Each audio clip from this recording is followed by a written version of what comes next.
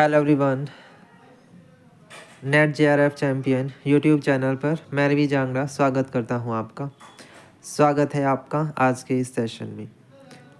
जैसा कि आप सभी को पता है कि चैनल पर आप लोगों को 1 बाय 1 करके असिस्टेंट प्रोफेसर जो कॉमर्स एग्जामिनेशन है इनके हम पेपर देख रहे हैं, है ना। और अलग अलग स्टेट के मैं आप लोगों के लिए पेपर निकालता हूं और फिर आपको क्वेश्चन जो है वो दिखा देता हूं कि किस तरीके के क्वेश्चन जो है वो पूछे जा रहे हैं।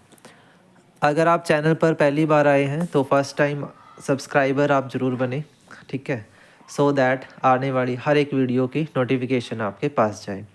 और ये एक वीडियो ऐसी है जिसमें आप लोगों को सिर्फ़ और सिर्फ जो है वो क्वेश्चन देखने हैं और आप उनके टिक मार्क करते हुए चलेंगे। यानी एक तरह से मॉक टेस्ट की तरह आप इसे लेके चल सकते हो कि इसमें आपके क्वेश्चन होंगे और क्वेश्चन देख कर के आप अपने आंसर मैच करेंगे फिर, राइट, ताकि आपको अपनी तैयारी का एक इवैल्यूएशन मिल जाए कि तैयारी आपकी किस तरह से हो रही है या कितना % आपकी तैयारी है, ठीक है।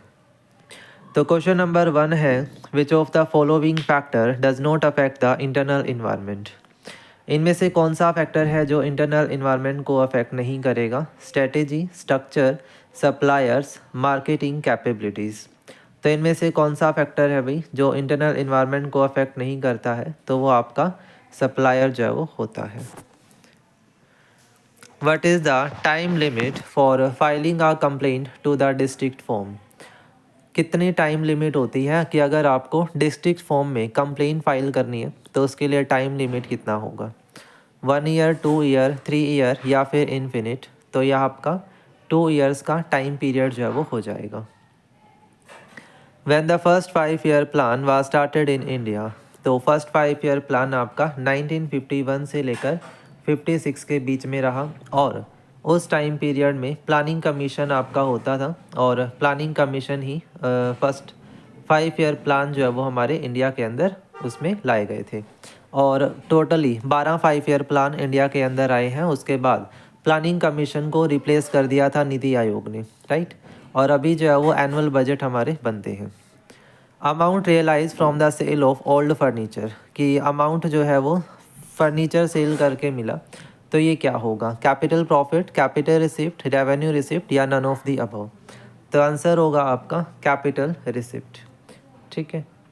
In case of fund flow statement, fund is means, fund का क्या मतलब होगा? Only the cash, only capital, networking capital या नन ऑफ द अबव? तो ये आपका एक नेटवर्किंग कैपिटल के रूप में होगा। Question number 6, given that debenture, equity share capital, cash, debtor, so debt equity ratio will be. तो आपका डेट इक्विटी रेशो क्या होगा? तो सिंपली आपको पता है कि इसका फॉर्मूला डेट अपॉन इक्विटी होता है ना। तो डिवेंचर्स दिए हुए हैं, इक्विटी शेयर कैपिटल दी है, तो आप वैल्यू निकाल सकते हैं और ऑप्शन नंबर बी आपका आंसर हो जाएगा, ठीक है। Question number 7 is, total asset है, करंट लायबिलिटी है, नंबर ऑफ शेयर्स हैं, फेस वैल्यू पर शेयर है, वैल्यू पर शेयर फाइंड आउट करनी है। तो सिंपली है, आप निकाल सकते हो, ठीक है। तो यहाँ पर सोल्व करके आपका 15 आंसर आ जाएगा। If a share of 10 on which an amount of 6 has been paid is forfeited, it can be reissued at a minimum price of, कि अगर आपके पास शेयर 10 रुपये का है, 6 उसमें से पे हो चुके हैं, फॉरफिट हो गया है, तो कितना अमाउंट री इशू किया जाएगा? तो जितना पेड अप है उतना ही री इशू कर सकते हैं। तो 6 पर शेयर के अकॉर्डिंग प्राइस आपका हो सकता है, ठीक है।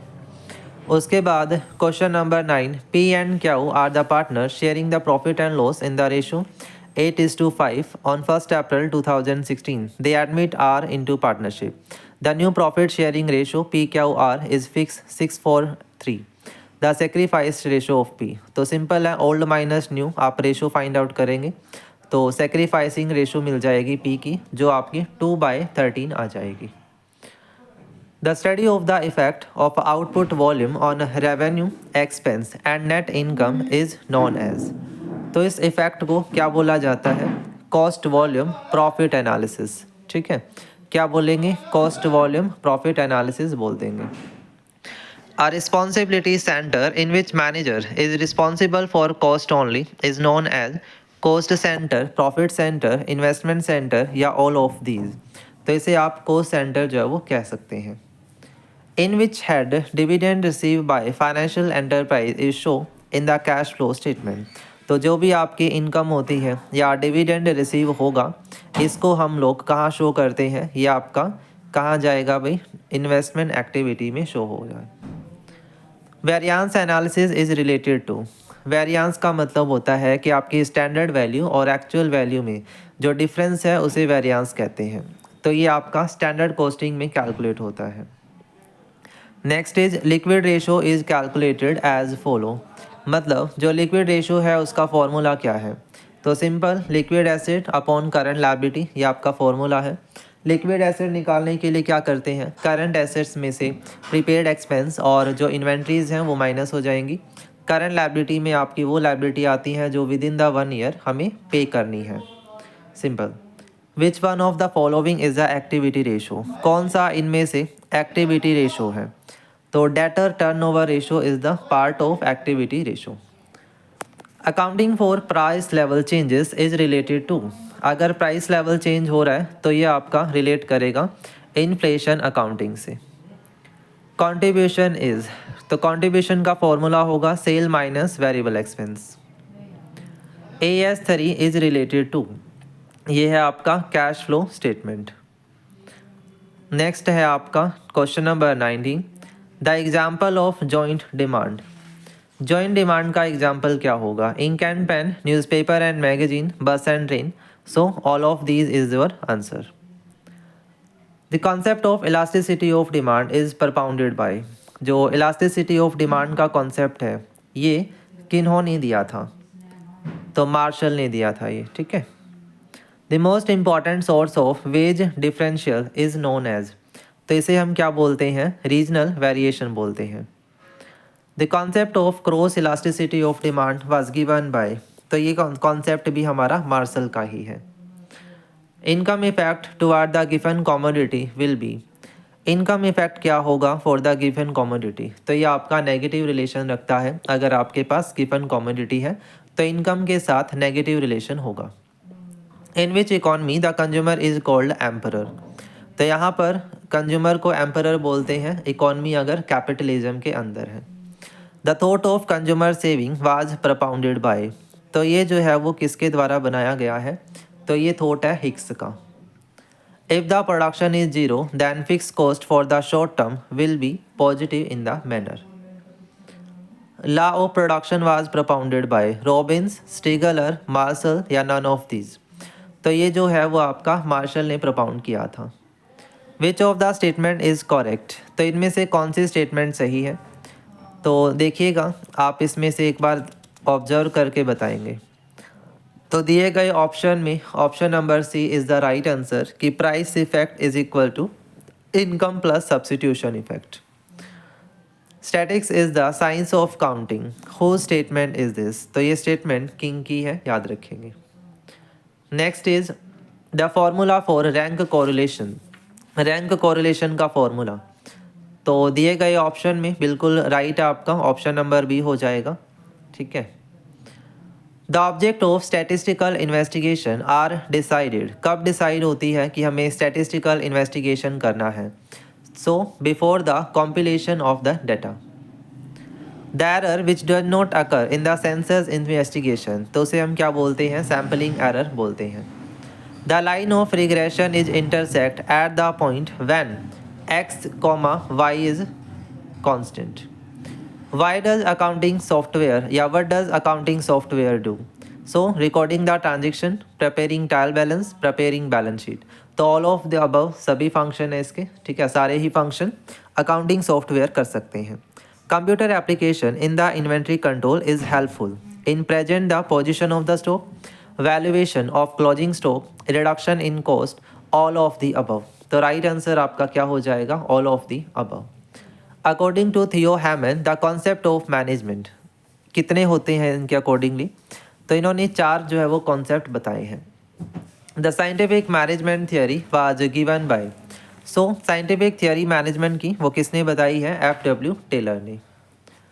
The theory of bureaucracy was given by Henri Fayol, Elton Mayo, Max Weber, none of these.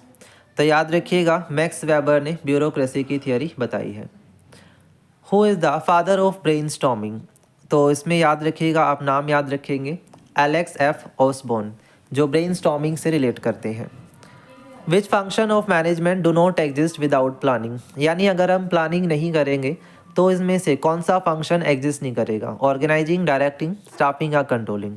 तो इसका सीधा रिलेशन कंट्रोलिंग के साथ होता है, क्योंकि प्लानिंग से कंट्रोलिंग है और कंट्रोलिंग से प्लानिंग है, क्योंकि ये आपके सर्कुलरी काम कर रहे हैं। ठीक है, प्लानिंग के बाद ही तो हम चेक कर पाएंगे कि हमारी जो परफॉर्मेंस है वो क्या रही है, अदरवाइज तो चेक ही नहीं कर पाएंगे। ठीक है, question number 41, managerial grill model of leadership was developed by? तो ये जो है वो मॉडल ब्लैक एंड माउंटेन का होगा। Grape vine communication is the type of formal communication, vertical या फिर इनफॉर्मल? तो याद रखिएगा, it is the part of informal communication. Who was the father of modern management theory? F W. Taylor, Peter F. Drucker, Henri Fayol, none of these? तो याद रखिएगा, इसमें Henri Fayol आपका राइट आंसर हो जाएगा। The leadership style which is based on consultation with the group, मतलब ऐसा style जिसमें कंसल्टेशन ग्रुप के साथ होती है, तो वो कौन सा होगा? डेमोक्रेटिक स्टाइल होगा। ऑटोक्रेटिक में तो ऐसा नहीं होगा, क्योंकि डिक्टेटरशिप जैसा माहौल होगा, लीडर अपने अकॉर्डिंग डिसीजंस लेगा, और लेसेस फेयर या फ्री रेन जो होता है उसमें पूरी डिसीजन मेकिंग पावर जो है वो सबॉर्डिनेट्स पर छोड़ दी जाती है। The third stage of consumer buying decision, तो इसमें तीसरे नंबर का स्टेप बताना है बाइंग प्रोसेस का, वो कौन सा है? तो याद रखेंगे, evaluation of the alternative. The concept of marketing mix consist of 4P of marketing was given bye? तो ये जो कॉन्सेप्ट है वो ग्रामर एम कार्दी ने दिया है। The concept of marketing myopia was given by Theodore Levitt. Which of the following is fundamental determinant for the person want and behavior?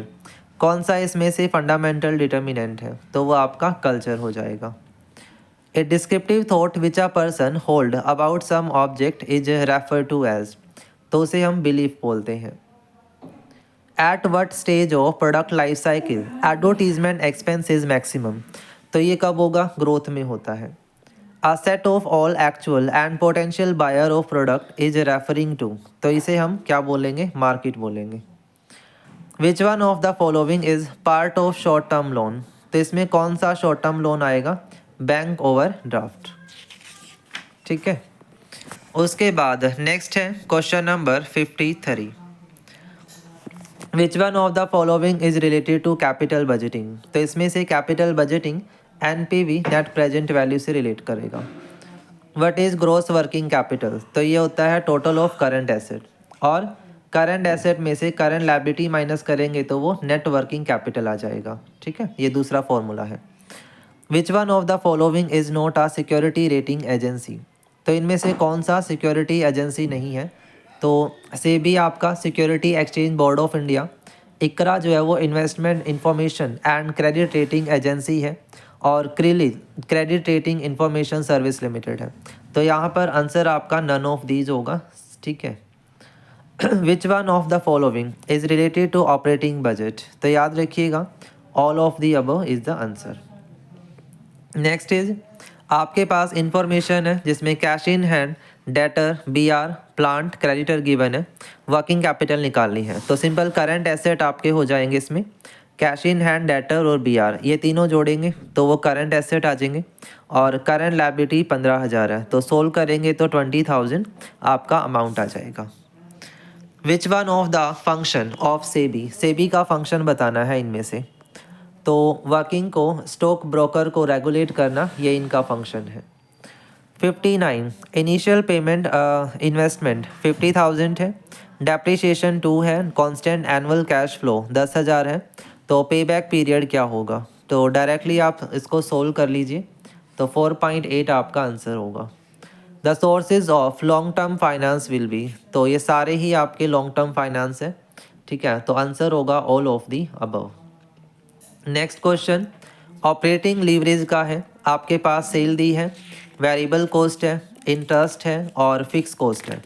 तो operating leverage निकालने के लिए फॉर्मूला क्या होता है? कंट्रीब्यूशन अपॉन EBIT, तो कंट्रीब्यूशन निकालने के लिए इन्हें माइनस कर लीजिएगा, ठीक है, यानी 50,000 तो ऊपर आ जाएगा। फिर EBIT जब निकालेंगे तो उसमें आप फिक्स कॉस्ट माइनस कर देंगे, यानी 25,000 नीचे आ जाएगा।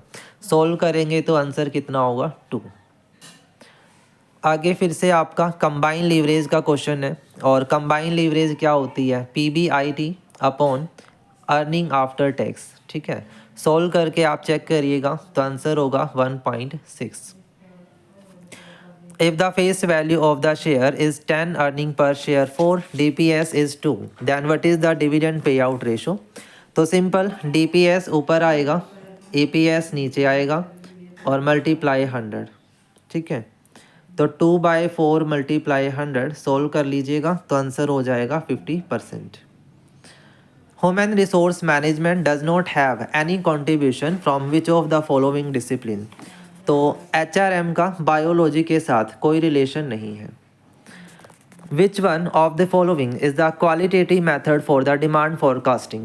तो इसमें क्वालिटेटिव मेथड बताना है आपने, वो आपका डल्फी मेथड हो जाएगा। The principle of equal pay for the equal work is contained in which article of Indian Constitution? तो ये है आपका article 339। Extra moral activity is related to, ये आपका रिलेट करेगा वेलफेयर से। Under the factory act 1948 provision for creche is applicable for the 30 और more than 30 womens were employed, ठीक है। Next is which one of the following theory of the labour welfare is based on man love for mankind? तो it is philanthropic theory. Under the Employee Provident Fund and Miscellaneous Provision Act 1952, matter provided under the insurance scheme is specified under Schedule number 2. IDBI was established, तो ये establish हुआ 1 जुलाई 1964 को। Profitable investment of the commercial bank is included, तो आपने याद रखना है all of the above answer हो जाएगा, ठीक है भाई।